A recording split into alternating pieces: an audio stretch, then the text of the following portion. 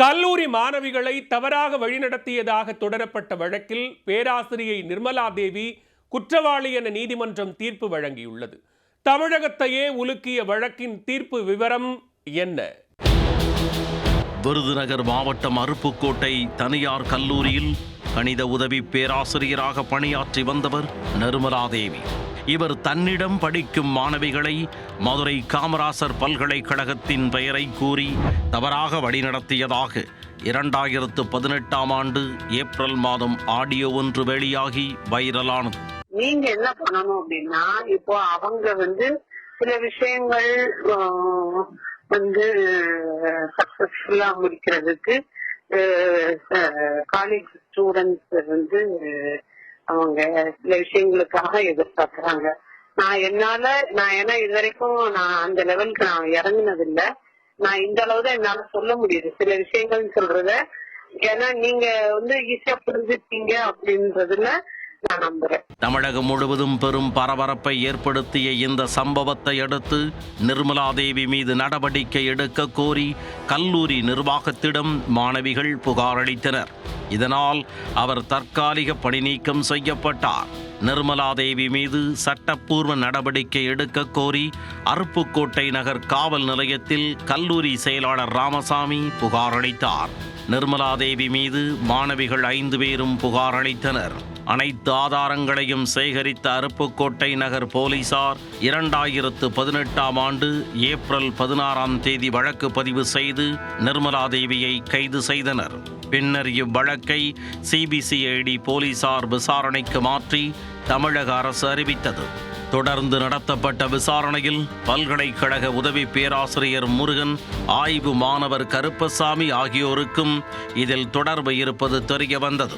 இருவரையும் கைது செய்த போலீசார் நிர்மலா தேவி உட்பட 3 பேர் மீதும் பெண்களுக்கு எதிரான வன்கொடுமை தடுப்புச் சட்டம் உள்ளிட்ட 4 பிரிவுகளின் கீழ் வழக்கு பதிவு செய்தனர்.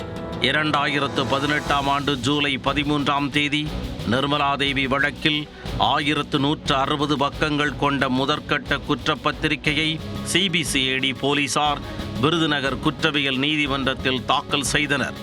2018 ஆண்டு செப்டம்பர் 7 இரண்டாவது கட்டமாக 200 பக்கங்கள் கொண்ட குற்றப்பத்திரிகையை தாக்கல் செய்தனர். மொத்தமாக 3 பேருக்கு எதிராக 1360 பக்கங்கள் கொண்ட குற்றப்பத்திரிகை தாக்கல் செய்யப்பட்டது.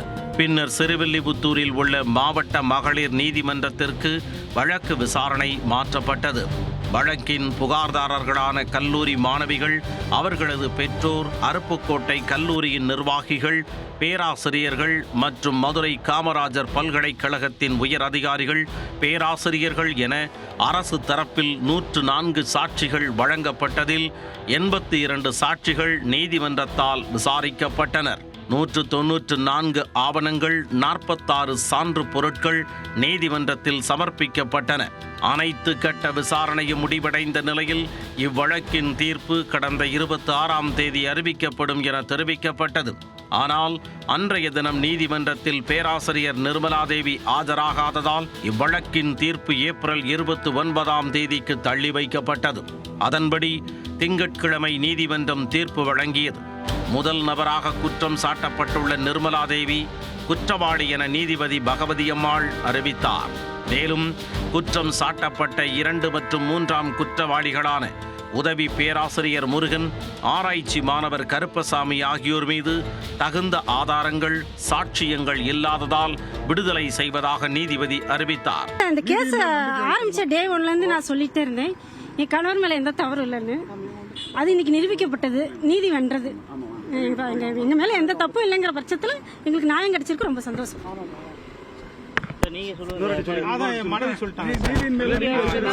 நீதி மேல நம்பிக்கை எங்களுக்கு நீதி வென்றிருக்கு. நிர்மலா தேவிக்கு 7 ஆண்டுகள் முதல் 10 ஆண்டுகள் வரை சிறை தண்டனை உறுதியாகும் என சிபிசிஐடி தரப்பு சிறப்பு வழக்கறிஞர் தெரிவித்துள்ளார். சில காரணங்கள் காரணமாக இந்த தண்டனையிலிருந்து குறைந்தபட்ச தண்டனையை கொடுங்க, எங்களுக்கு தண்டனையை குறைக்கலாம், இல்லை ஆல்டர் பண்ணலான்னு கேட்கலாம்.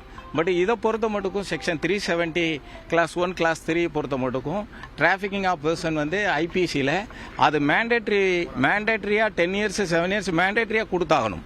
அதாவது விக்டிம் வந்து ஒரு ஆள் தனிநபராக இருந்தால் 7 ஆண்டு காலமும், மோர் தென் 1%, இதில் வந்து பாதிக்கப்பட்ட மாணவிகள் 4 பேர்கள், அதனால அவங்களுக்கு 10 வருஷம் தண்டனை கொடுக்கணும்ன்றது அது மேண்டேட்டரி ப்ரொவிஷன்.